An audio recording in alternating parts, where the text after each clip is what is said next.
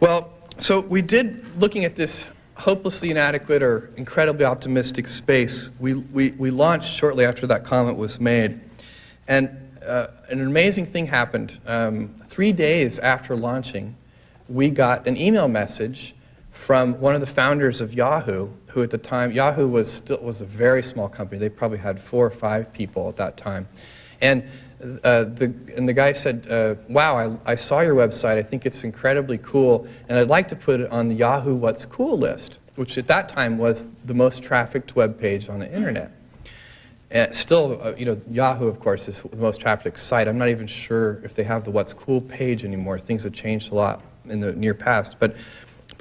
And we sort of sat around, and he said, but you're going to get a lot of traffic, and do you want to wait? If this isn't the right time to send all these people to you, let me know, and we can do it in a month or whenever you want.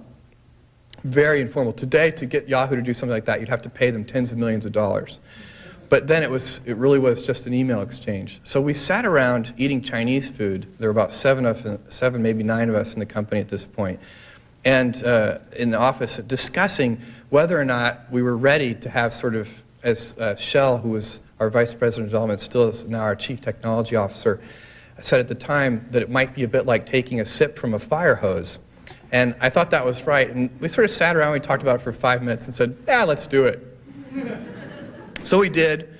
And we had programmed a bell to ring every time we got an order, because it was very exciting to get an order.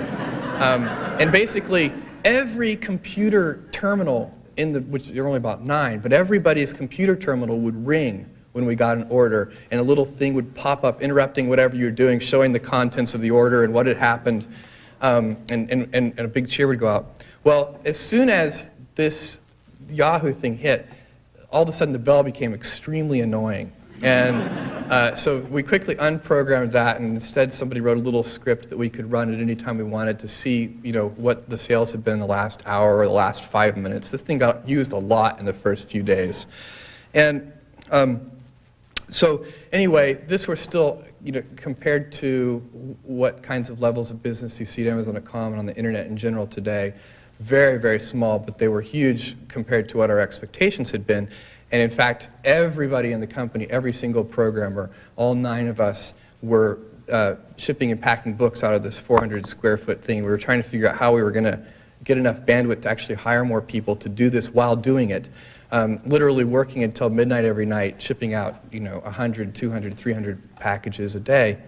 And we had not planned perfectly. We didn't even have packing tables in this little 400 square foot warehouse. So this was all done on our hands and knees on a cement floor. And I remember we got used to it so quickly that 2 weeks later, when we actually got packing tables moved into that space, we thought, wow, these packing tables are really good. This is a great idea.